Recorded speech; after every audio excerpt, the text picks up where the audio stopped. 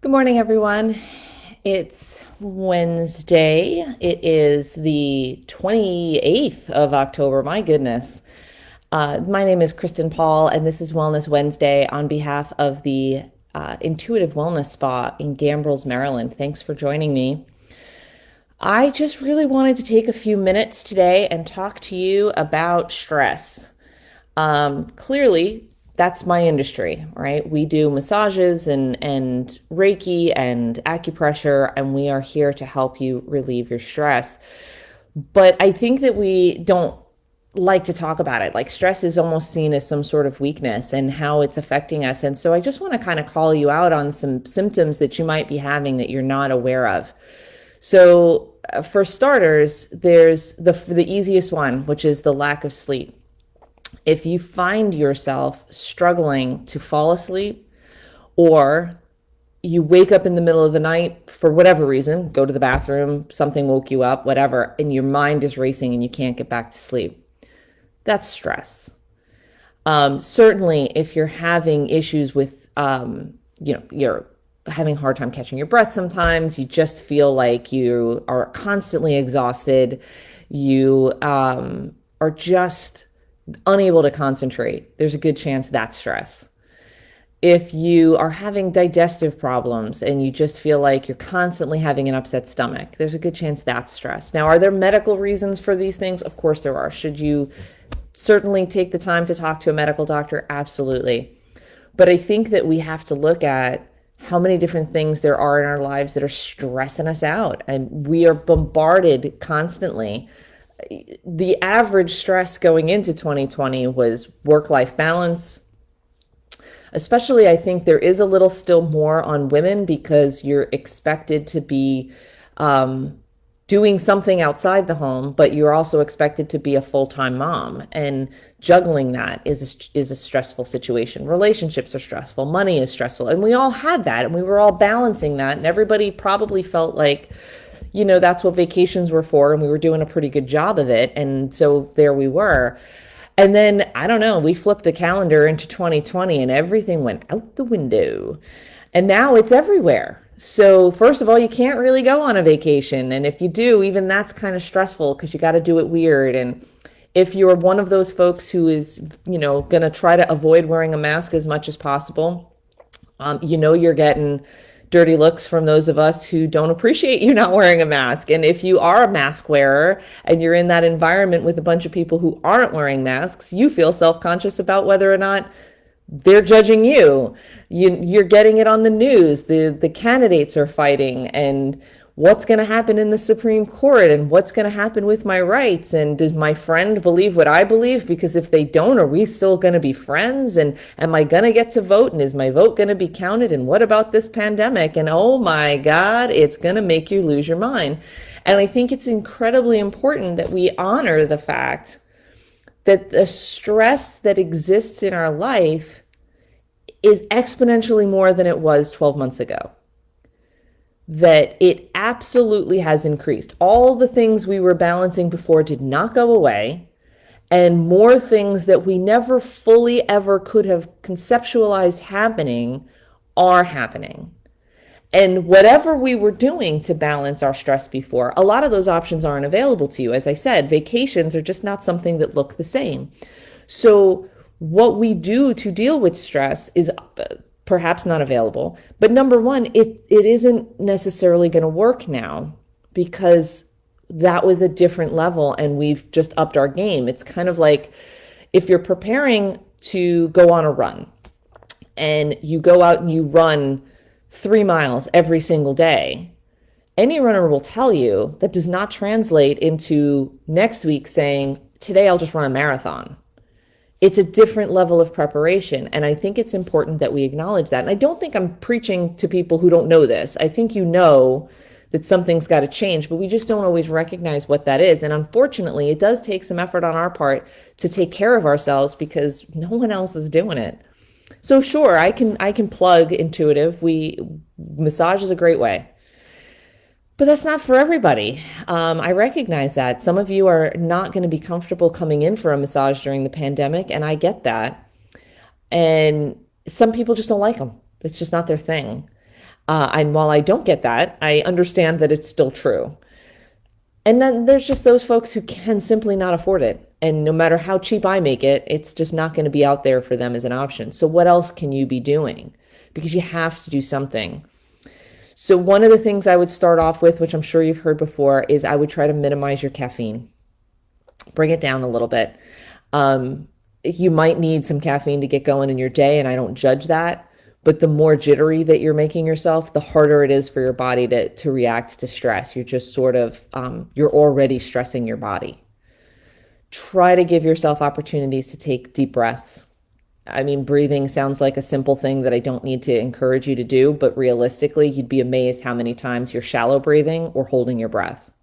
Take a minute, as often as you can think of it, to genuinely just bring your shoulders down and relax the muscles in your face. If you consciously think about relaxing the muscles in your face and head, you'd be amazed at how many times you realize you were clenching them, which is not only impeding your blood flow, it's not only creating greater tension in your body, but it's also possibly causing wrinkles. And let's face it, we also don't want the pressure of that in our future. Water is great. As much water as you can drink, that, is a lovely idea. Be very conscious of whether or not you're emotionally eating, but don't beat yourself up about it. I think emotionally eating is going to happen, and, go for it every now and again, because that's just normal. But at the same time, just recognize it and call it out for what it is, and just say, you know what, tonight I feel like crap and I want to eat some spaghetti.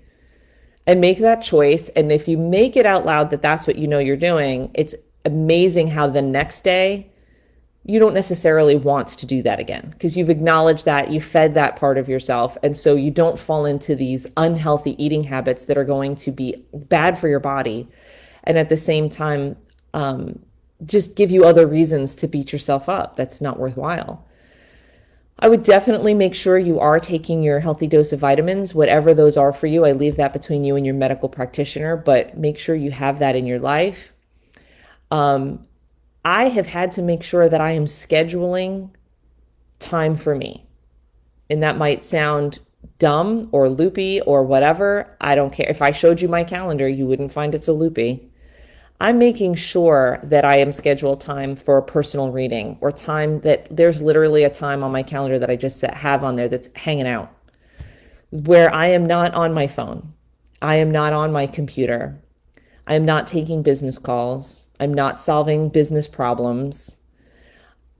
I imagine, sure, I'm available for emergencies, because that's sort of ridiculous. But beyond that, that is my time. If I want to watch Gilmore Girls or West Wing or cartoons or take a nap or go for a walk or sit and stare blankly into space, that is just for me. And I recognize that might be harder for those of you with children and families. And maybe you can't set aside an hour or 2 hours to do that. Maybe you set aside 10 minutes of quiet time. And quite honestly, for some moms, I think that that's time you spend in the bathroom. And that's okay, but try to carve some time out for you. And if your time for you is going to be time for you and your kids, then let's not have that be homework time or, structured disciplinarian type of time. Let it just be goofy, silly, jumping on the trampoline time, but just something to de-stress, to laugh, to just enjoy. It's a great lesson to teach your children. Not only will they feel valued in that moment, but they will be learning how to take better care of themselves. Whether, depending on what your rhythms are, either don't start your day with news or don't end your day with news. It depends on who you are. Some people, they're okay reading about it and then going to sleep. Other people, it's going to screw you up. Recognize that and accept who you are, and don't beat yourself up about it. The biggest part of all of this is don't find another reason to tell yourself, I should be able to do this. Stop shitting on yourself. It's not necessary. That's creating stress. And then I think the final thing is just, evaluate if there's a change. I know I've spent a lot of time doing that. The pandemic, that's been the one gift it gave me, is time to evaluate where I need to make changes. And it's scary and sometimes stressful and bold to make a change. And it can be really daunting. And so I encourage you to find someone to reach out and discuss that change with, but you may need a change. It may just be that with the way the universe is today, it just doesn't work. And it's okay. but we are absolutely the living, breathing example of needing to put on our own oxygen mask first before we take care of others, or there will be no us to take care of others. We really just need to be on it and kinder to ourselves and kinder to what we're doing, because the stress of our lives, it's not only ruining the quality of our life, but it's absolutely going to weaken you in the long haul and create problems, the health, hypertension, obesity. I've known people that have mental issues with memory as they get older, and a lot of that doctors have attributed to a lack of sleep. I had an aunt who was like sleeping for like an hour and a half a day and was having hallucinations. There's a ton of things that are happening, but none of us want to have dementia. None of us want to be obese. None of us want to have high blood pressure, heart attack, stroke. None of us want to deal with it. None of us want the stress of worrying about all of that. And the time to make changes is now. So please take better care of yourself. If you have questions about how you can eat better or how you can take better care of yourself, please call us. We do have nutritional counselors who are able to help, and we can work with people on that side of the equation anywhere in the country. And those phone calls are entirely free. I don't charge for that. If there's something that you need body work wise, if you want some energy work or some reflexology or massage and you're in the Maryland, DC, Virginia area, please come and schedule an appointment. We'd be happy to help. If you're not in the area and you just want to know some techniques or what to look for in a massage therapist near you, please call. I'm happy to have those consultations. We can do that over the phone or via Zoom. Just please take care of you, because you are all what we need to be counting on. We need all of us to be stronger and better for our future. So that is your Wellness Wednesday public service announcement for today. I hope you are all doing well. Let us know if we can help in any way. Our number, I'll make sure it's in the comments section, but our number is area code 443-734-7837. Please share with someone you know who's struggling with stress, and I hope you're well, and we'll see you next week. Take care.